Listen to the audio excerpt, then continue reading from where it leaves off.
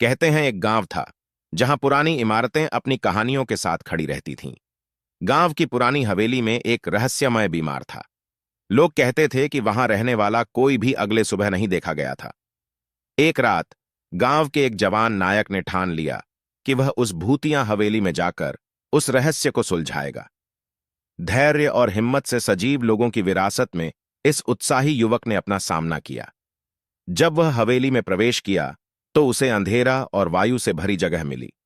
धीरे धीरे वह आगे बढ़ता गया, पर कुछ अजीबोगरीब ध्वनियां उसे भयभीत करने लगीं। एक अचानक उसने दीवार के पास एक छिद्र देखा। वह छिद्र उसे दूसरे कमरे की ओर ले जा रहा था।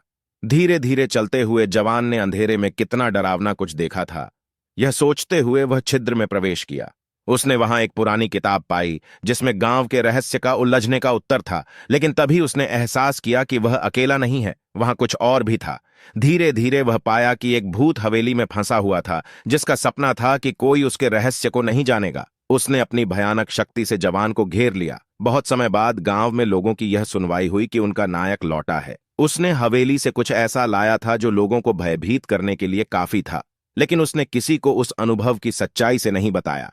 वह कभी भी नहीं भूल सकता था उस भयानक हवेली के अंदर का वह अनुभव जो उसने कभी नहीं भूल सकता था।